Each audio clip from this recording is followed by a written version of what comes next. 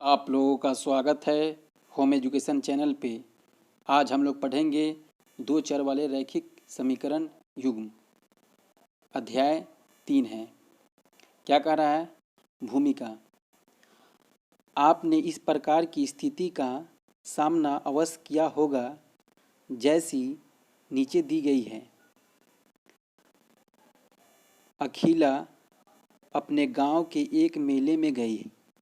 वह एक चरखी जिएंट व्हील की सवारी करना चाहती थी और हुपला एक खेल जिसमें एक स्टॉल में रखी किसी वस्तु पर एक वलय रिंग को फेंकते हैं।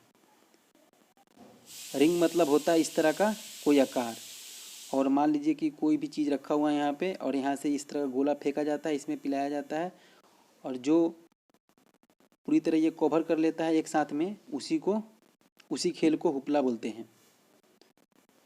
एक खेल जिसमें आप एक स्टॉल में रखी किसी वस्तु पर एक वलय रिंग के फेंकते हैं, और यदि एक वस्तु को पूर्ण रूप से घेर ले तो आपको वह वस्तु मिल जाती है। खेलना चाहती थी।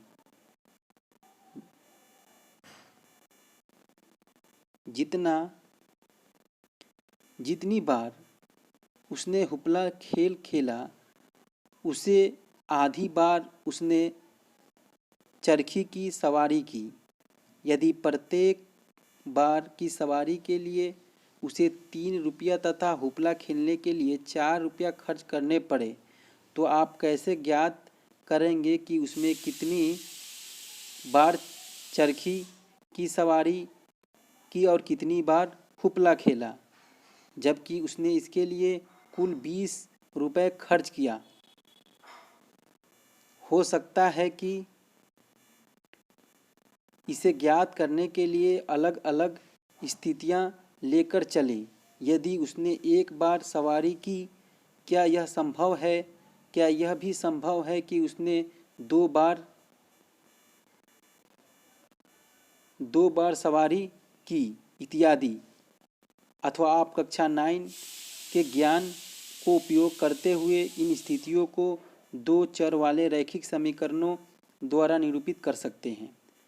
अब देखिए यहाँ पे इस चित्र में क्या बताया जा रहा है। ये चित्र में एक मेला लगा हुआ है, एक झूला का लगा हुआ है, और ये एक स्टॉल लगा हुआ है। इस पे यहाँ पे से ये रिंग फेंकती है। तो ये दो खेल है, इसी दो खेल के बारे में बताया गया है। और आगे क्या कह रहा है देखते हैं। तो ये जो एक 3 रुपया वाला है और एक 4 रुपये वाला खेल है, तो इसको बोला जा रहा है कि दो चर वाले रैखिक समीकरण द्वारा निरूपित कर सकते हैं। आप 9th क्लास में पढ़ चुके हैं। आइए इस प्रक्रिया को समझें। किस प्रकार समझेंगे? अभी तक आप लोगों को हम बताए थे कि x+1 या x² + 1, तो इसमें एक चर वाले बहुपद हुए, ये दो चर वाले बहुपद हुए। ये एक चर वाले बहुपद है, यानी कि एक चर वाला बहुपद है, क्योंकि यहाँ पे x एक ही चर है। यहाँ पे क्या है? x एक ही चर है, ये भी एक घात का बहुपद है। द्विघात बहुपद है लेकिन एक चर का बहुपद है, क्योंकि यहाँ पे केवल x है, x के अलावा कुछ भी नहीं है। यानी कि x के अलावा बोले तो y हो, z हो, तो ये इस तरह का कुछ भी नहीं है। ये एक चर वाला बहुपद है।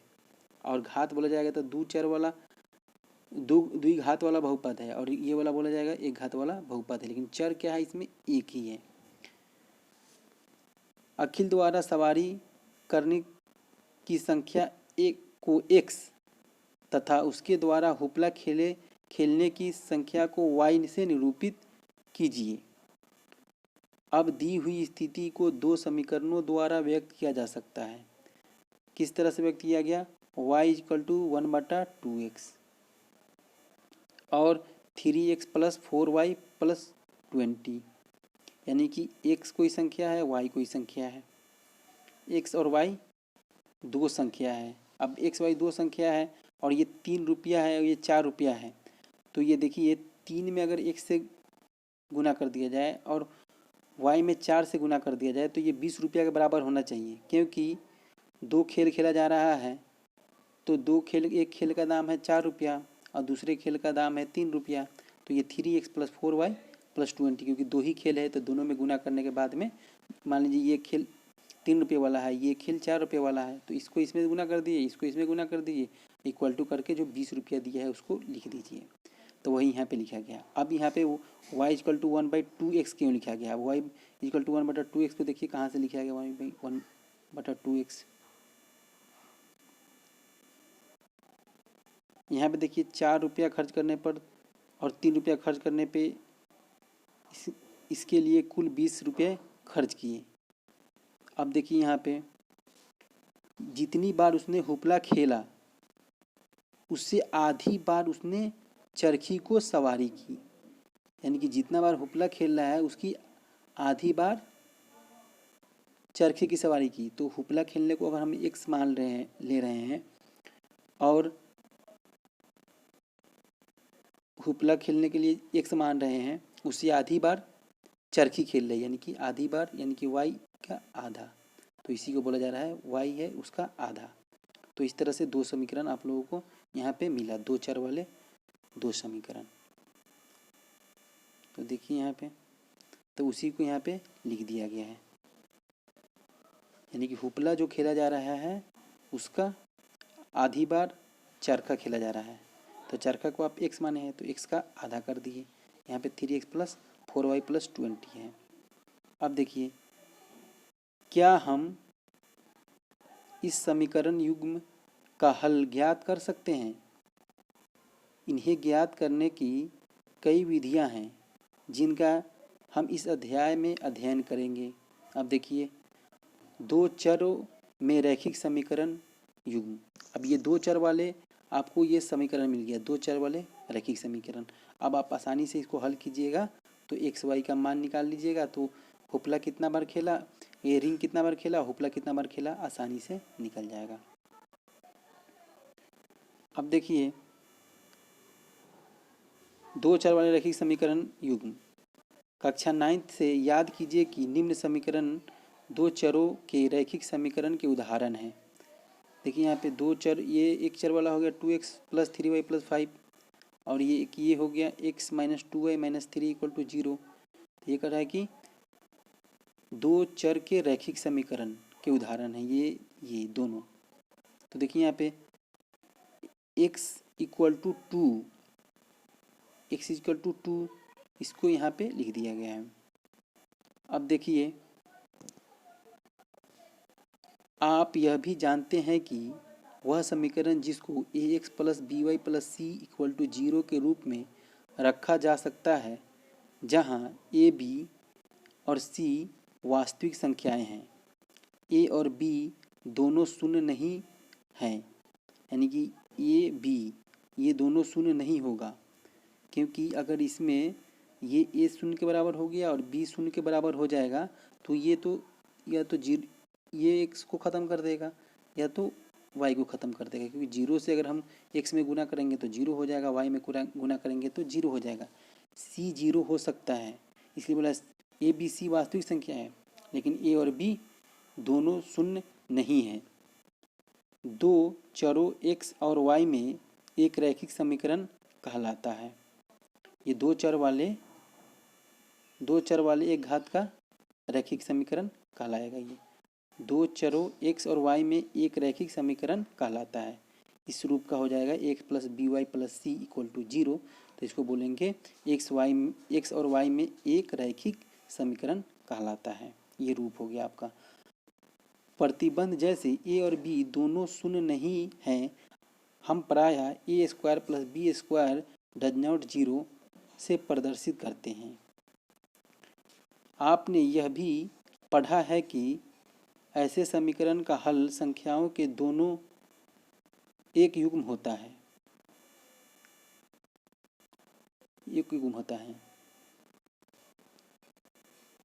एक x के लिए दूसरा y के लिए, जो समीकरण के दोनों पक्षों को बराबर कर देता है। उदाहरण के लिए आइए समीकरण 2x + 3y + 5 के बाएं पक्ष LHS यानी कि लेफ्ट हैंड साइड x = 1 और y = 1 रखें, तब तो बाएं पक्ष में यहाँ पे x और y की जगह रख रहे हैं 1 और y की जगह भी 1, तो क्या हो रहा है ये हो जा रहा है 5, यानी कि इसके बराबर हो जा रहा है। ये जो 5 बराबर में दिया है इसके बराबर हो जा रहा है। कब हो रहा है? जब x का मान हम 1 रख रहे हैं, y का मान 1 रख रहे हैं। तो जिसमें समीकरण के दाएं पक्ष RHS यानी कि राइट हैंड साइड के बराबर है। अब बराबर है तो क्या होगा, चलिए देखते हैं। अतः x इक्वल टू 1 और y इक्वल टू 1 समीकरण 2x plus 3y plus equal to 5 एक हल है। एक क्या है? इसका हल है। अब आइए समीकरण 2x plus 3y equal to 5 में x इक्वल टू 1 और y इक्वल टू 7 रखें। तब अब क्या होगा? 7 रखेंगे तो देखिए यहाँ पे बाएं पक्ष में आपको 2 इंटू 1 और y की जगह 7 रख दिया गया, क्योंकि समीकरण आप लोग का यही है 2x प्लस 3y है, तो इसीलिए यहाँ पे रख दिया गया। तो x की जगह बोला जा रहा है 1 रखिए, y की जगह 7 रखिए। तो इसको हल कीजिएगा तो 2 एकम 2 आ गया, फिर 7 त्रिका 21, तो इक्वल टू कितना हो गया? 23। तो अब देखिए यहाँ पे जो दाएं पक्ष के बराबर नहीं है, दाएं पक्ष में क्या है? दाएं पक्ष में 5 है, तो दाएं पक्ष के बराबर नहीं है। दाएं पक्ष के देखिए राइट हैंड साइड दाहिने पक्ष के बराबर नहीं है, क्योंकि आपको जिस तरह हम लोग ये है ना आपका समीकरण, तो इसमें जब हम 1 रखे थे तो ये LHS और RHS दोनों बराबर आ गया है। लेकिन जब हम LHS में x की जगह 1 और y की जगह 7 रख रहे हैं तो ये RHS के बराबर नहीं हो रहा है। इसी बात को यहाँ पे बोला गया। आगे देखिए, बराबर नहीं है। अतः x इक्वल टू 1 और y इक्वल टू 7 दी हुई समीकरण का एक हल नहीं है। अगर बराबर होगा तो हल होगा, अगर बराबर नहीं है तो उसका हल नहीं है। ज्यामितीय दृष्टि से इसका क्या अर्थ है? इसका अर्थ है कि बिंदु 1 समीकरण इतना द्वारा निरूपित रेखा पर स्थित है और बिंदु 1 इस पर स्थित नहीं है। इसलिए समीकरण का प्रत्येक हल उसको निरूपित करने वाली रेखा पर स्थित एक बिंदु होता है। वास्तव में यह किसी भी रैखिक समीकरण के लिए सत्य है, अर्थात दो चरों वाले रैखिक समीकरण ax plus B Y plus C equal to 0 का प्रत्येक हल एक्स वाई इस समीकरण को निरूपित करने वाली रेखा के बिंदु के संगत होता है। और विलंबतः भी ऐसा ही होता है। विलंबतः यानी कि उल्टा। अब ऊपर दिए गए समीकरण 1 और 2 को लीजिए। इस समीकरण को साथ लेने पर हम अखिला को मेले के बारे में सूचना प्राप्त होती है। ये दो रैखिक समीकरण उन्हें दो चरों x और y में है। इस प्रकार के समीकरण को दो चरों में रैखिक समीकरण का एक युग्म या रैखिक समीकरण युग्म कहते हैं। अगर रैखिक समीकरण युग्म बोला जाएगा तो आपको इस तरह से लेना है, X plus B Y plus C equal to 0 कहते हैं। आइए देखें कि बीजगणितीय दृष्टि में कैसे युग्म है। अब बीजगणित में देखिए क्या है युग्म। दो चरों x और y में रैखिक समीकरणों का युग्म व्यापक रूप क्या होगा? क्योंकि यहाँ पे दो समीकरण लेना है इसलिए एक ले लिया गया a1x plus b1y plus c1 equal to 0, और फिर उसी तरह a2x b2y plus c2 equal to 0 है, जहाँ a b c a1 b1 c1 a2 b2 c2 सभी वास्तविक संख्याएं हैं। क्या है? सभी वास्तविक संख्याएं हैं। अभी जो आप लोगों को बताया गया कि ax plus B Y plus C A B C वास्तविक संख्या है, जहां a b 0 के बराबर नहीं होना चाहिए।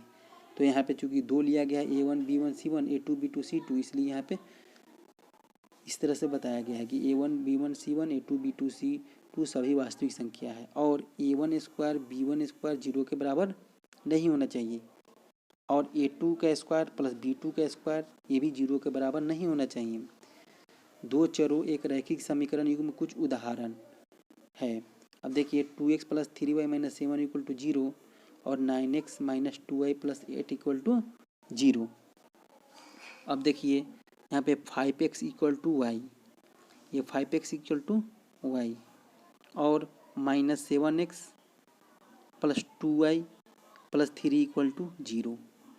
अब देखिए 5x इक्वल टू वाई, यानी कि आप लोगों को एक ये समीकरण देके बताया गया है और एक ये वाला दिया गया है, एक रैखिक समीकरण के कुछ उदाहरण।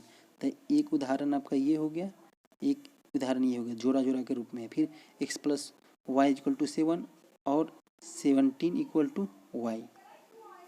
अब देखिए, क्या आप जानते हैं कि ये ज्यामितीय दृष्टि से कैसे युग्म है? कक्षा 9th से याद कीजिए कि दो चरों में एक रैखिक समीकरण का ज्यामितीय अर्थात ग्राफीय निरूपण एक सरल रेखा होता है।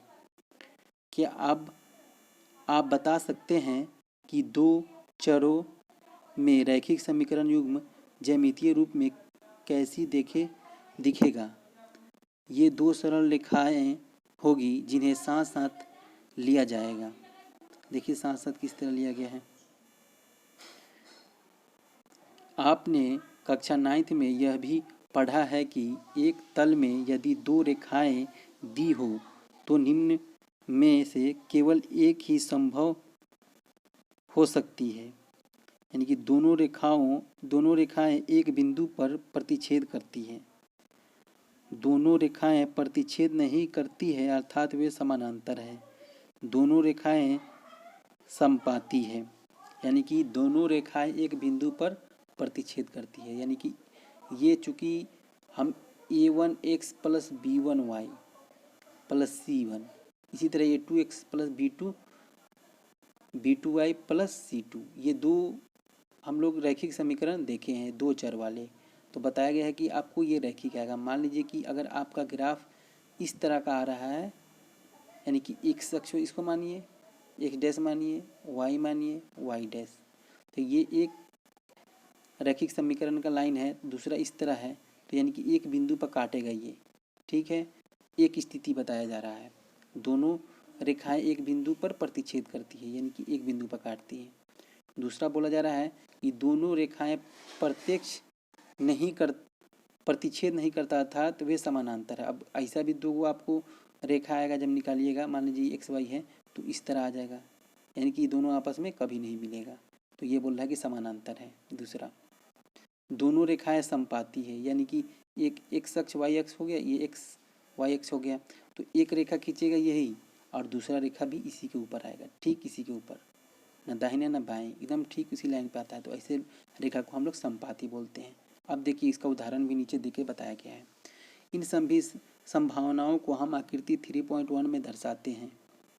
आकृति 3.1 ए में ये प्रत्यक्ष करती है, बी में ये समानांतर है, ये समपाती है। अब देखिए ए बी में किस तरह बताया गया है। ये ए में इस तरह का बताया गया है कि ये कटिंग करेगा, दूसरा ये समानांतर है, तीसरा प्रतिच्छेदी है, यानी कि समपाती है। ये समानांतर है, दूसरा एक दूसरे पर समपाती है, तो इसको समपाती बोला गया है। तो एक एक उदाहरण देके आप लोग को बताया गया। अब देखते हैं रैखिक समीकरण युग्म में को प्रदर्शित करने वाली दोनों विधियों तथा बीजगणित तथा ज्यामितीय को साथ साथ युक्ति किया जा सकता है। आइए कुछ उदाहरण लें। चलिए कुछ उदाहरण लेते हैं। हम अनुच्छेद 3.1 में दिया गया उदाहरण लेते हैं। मेले में 20 रुपया लेकर जाती है और वह चरखी की सवारी करना है तथा हुपला खेलना चाहती है। इन स्थितियों को बीजगणितीय तथा ग्राफीय ज्यामिति के रूप में व्यक्त कीजिए। हल बनाया गया समीकरण युग्म है। देखिए बनाया गया समीकरण युग्म एक ये है और एक ये है। अखिल मेला में 20 रुपया, जो कि हम पीछे ये वाला समीकरण बनाया है कि एक आधी बार होता है उसका खेल, किसका, एक फुल खेल रही है और उसका आधा टाइम खेल रही है, तो उसको इस तरह लिख लीजिए। और पैसा को भी इस तरह लिख लीजिए, एक 3x plus 4y equal to 20। और ये जो है हल करके लिखा गया है, क्यों? क्योंकि 2 से y में गुना कीजिएगा कितना हो जाएगा, 2y हो जाएगा, इक्वल टू कितना हो जाएगा, x। तो 2y माइनस x लिख दीजिए या इक्वल टू 0, या x minus 2y equal to 0 लिख दीजिए। दोनों आप लोग लिख सकते हैं। तो यहाँ पे x माइनस 2y लिखा गया है, तो लिख दीजिए x minus 2y equal to 0, 3x plus 4y equal to 20। आइए इन समीकरणों को ग्राफीय रूप में व्यक्त करें। इसके लिए हमें प्रत्येक समीकरण के कम से कम 2 हल चाहिए। हम इन हलों को समीकरण 3.1 में देते हैं। अब देखिए, ये देखिए, ये x इक्वल टू और ये y इक्वल टू x/2। तो x की जगह कितना रखा गया है? 0। तो y का मान कितना आएगा? 0 आएगा, क्योंकि x की जगह जब 0 आएगा तो ये 0 को यहाँ पे पुट कीजिएगा तो 0 में 2 से भाग दीजिए, कितना आ जाएगा? 0। तो लिख दीजिए यहाँ पे। फिर उसी तरह यहाँ पे x की जगह 2 लिया गया है, तो y की जगह कितना आएगा? जब 2 ऊपर रखिएगा इसके, तो 2/2 कितना हो जाएगा? 1 हो जाएगा। तो y इक्वल टू 1, यानी कि 2 अपना से मान रखिए और इस तरह से बना लीजिए। ठीक इसी तरह यहाँ पे x का मान रखिए 0, तो y का मान कितना आएगा? यहाँ पे देखिए x का मान यहाँ पे 0 रख दीजिए, तो 3 में 0 से गुना कीजिएगा 0 हो जाएगा, और ये बच जाएगा 20/4। तो कितना होगा? 4×5 = 20, तो यहाँ पे 5 लिख दीजिए। ठीक उसी तरह यहाँ पे 20/3 लीजिए। कहाँ पे? यहाँ पे 20/3 लीजिए, तो 3 से 3 कैंसिल हो जाएगा, तो कितना बचेगा? 20। 20 में से 20 घटेगा कितना होगा? 0। 0/4, तो कितना हो जाएगा? 0। तो यहाँ पे 0 लिख दीजिए। ठीक इसी तरह 4 यहाँ पे रखिए x की जगह, तो 4 × 12, 20 में से 12 गया, कितना हो गया? 8। 8 में 4 से भाग दीजिए, कितना होगा? 2। तो इस तरह से मान रख लीजिए। अब ये समीकरण किस तरह आया है? तो इसको हल करने पे आया है। देखिए यहाँ पे इसको हल करने पे आया है। किस तरह हल किया गया है?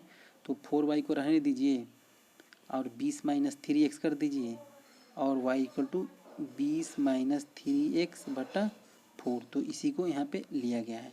और दूसरा तो y इक्वल टू 1/2x है, तो इसको लिया गया है। इसी बात को यहाँ पे लिखा गया है।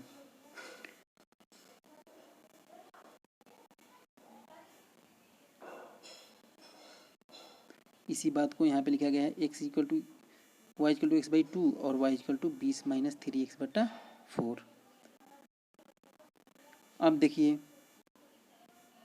कक्षा 9th में याद कीजिए कि प्रत्येक रैखिक समीकरण के अपरिमित रूप से अनेक हल होते हैं।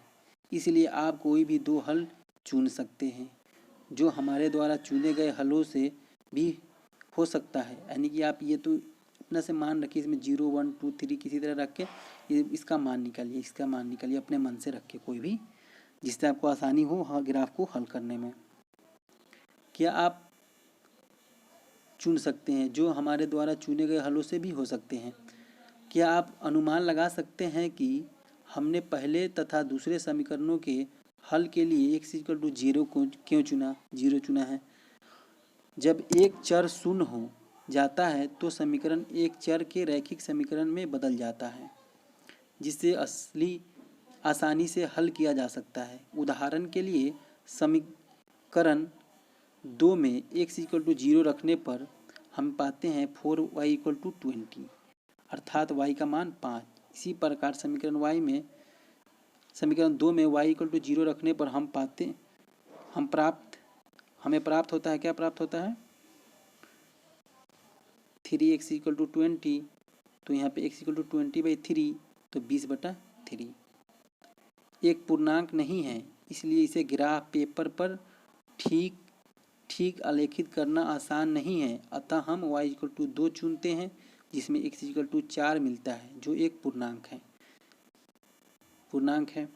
सारणी 3.1 के हलों को संगत बिंदु a इक्वल टू 0, 0, b 2, 1 और p 0, 5, q 4, 2 को आलेखित कीजिए। अब देखिए ये आपका ग्राफ है, ये x है और x डैश है, ये y है ऊपर वाला, ये y डैश है, ये ग्राफ लेना है। अब ये बिंदु आप लोग को दर्शाना है a 0, 0। तो 0, 0 कहाँ आ जाएगा? देखिए यहाँ पे है a, क्या है? यहाँ पे 0, 0 है, तो इस बिंदु पे आ गया। दूसरा कह रहा है 2, 1। देखिए यहाँ पे ये 2, 1 यहाँ पे है, यानी कि ये बिंदु आपका 2, 1 को दर्शा रहा है। ये बिंदु, ये p 0, 5, 0, 5 कहाँ है? देखिए यहाँ पे 0 और 5 यहाँ पे है। क्यों? क्योंकि ये हो गया x 0 है और y ऊपर चलिए 5 है, तो यहाँ पे कटिंग हो रहा है, तो 0, 5 हो गया। अब देखिए q क्या है? 4, 2 है, तो q क्या है? यहाँ पे 4, 2 है, यानी कि ये बिंदु पे 4 2 आएगा, क्योंकि x की जगह 4 लीजिए, क्योंकि x को वो दर्शा रहा है, ये दाहिने वाला जो है y को दर्शा रहा है। तो यहाँ पे बिंदु, यहाँ पे 2 इस तरह और इस तरह, तो ये कितना हो गया 4 2 को यहाँ पे दर्शा रहा है। अब दो बिंदु आप ले चुके हैं, तो 2 बिंदु ले चुके हैं, तो ये बिंदु से ये बिंदु को मिला दीजिए, तो ये बिंदु को मिलाइएगा तो ये रेखा आएगा, फिर ये बिंदु को और ये बिंदु को मिलाइएगा तो ये एक रेखा आएगा। तो इस तरह से दोनों कटिंग कहाँ कर रहा है, 4 2 पे। देखिए, तो आलेखित कीजिए। अब समीकरण x - 2y, देखिए x - 2y के इक्वल टू 0 को जब 2 हम मान रखे हैं 0 0, तो ये देखिए यही आया है, ये आया है ये वाला समीकरण के लिए, तो इसलिए वहाँ पे वो लिखा गया है। फिर इसी तरह इसके लिए मान आया है, ये वाला मान को नहीं रखना है। मान क्यों नहीं रखना है, क्योंकि बोला जा रहा है कि पूर्ण संख्या नहीं है, क्योंकि पूर्ण संख्या नहीं है तो ग्राफ में हम लोगों को दर्शाने में दिक्कत होगा, इसलिए उसको नहीं लिया गया है। अब देखिए x इक्वल टू क्या, इतना हो गया, और इतना निरूपित करने वाली रेखाएं ए बी तथा पी क्यू को खींचिए, जैसे कि आकृति 3.2 में दर्शाया गया है, ये दर्शाया गया है। तो इस तरह घबराने की कोई ज़रूरत नहीं है आप लोगों को। ये जो हम इस तरह बॉक्स में रखे हुए हैं मान, ये एक y इक्वल टू x/2 हुआ है, तो यहाँ पे इसको दर्शाया गया है, यानी कि x - 2y। और ठीक उसी तरह ये 3x + 4y इक्वल टू 20, तो इस तरह हुआ से आप लोगों को दर्शाना है। ए बी पी क्यू को खींचिए, ए बी और पी क्यू को खींच दीजिए, ये बी है ये ए है, तो ये दोनों को खींच दीजिए, और पी और क्यू को भी खींच दीजिए, वही बोल रहा है यहाँ पे खींचिए, जैसा कि आकृति 3.2 में दर्शाया गया है। आकृति 3.2 में ध्यान दीजिए कि दोनों समीकरणों को निरूपण करने वाली दोनों रेखाएं बिंदु 4 और 2 पर प्रतिच्छेद करती है, यानी एक दूसरे को काटती है। इसका क्या अर्थ है, इस पर हम अगले अनुच्छेद में चर्चा करेंगे, अगले अनुच्छेद में चर्चा करेंगे। लेकिन मैं आप लोगों को यहाँ पे बता देना चाह रहा हूँ कि ये जो कटिंग कर रहा है, तो यही जो है गेमों की संख्या है, यानी कि ये जो है रिंग खेल रहे हैं 4 बार, और ये हुपला 2 बार खेल रही है, क्योंकि ये रिंग का खेल का प्राइस क्या है, रिंग का खेल का प्राइस जो है 3 है, 3, और ये 4 बार खेल रही है, और जो हुपला है वह 2 बार खेल रही है। हुपला जो है 2 बार खेला जा रहा है, ये 2 बार खेला जा रहा है, और 4 रुपये प्राइस है, तो ये जो दोनों को गुना कीजिए तो 4 तिहाई 12 और 4 तिहाई 12, और फिर उसमें ये 2 से गुना कीजिएगा, 4 गुना 2, तो कितना हो जाएगा, 4 दूना 8, 12 8 20। तो इस तरह से हुपला और रिंग का जो प्राइस है वो तो दिए हुआ है कि 20 रुपया है टोटल, और अलग अलग दे दिया है कि 4 रुपया और 3 रुपया है। तो इस तरह से आप लोग कितने बार खेला गया है संख्या उसको निकालिए कि x का मान इतना होगा, y का मान इतना होगा, ताकि ये जब दोनों में मान रखिएगा तो दोनों आपस में 0 हो जाएगा या बराबर होगा आपस में। तो आज के लिए बस इतना ही। आप लोग मेरे चैनल को सब्सक्राइब कीजिए, वीडियो को लाइक कीजिए, और वीडियो में कोई भी दिक्कत आ रहा है तो कमेंट सेक्शन में लिख के बताइए, ताकि मैं आप लोगों के लिए और अच्छा से अच्छा वीडियो ला सकूं। Thank you.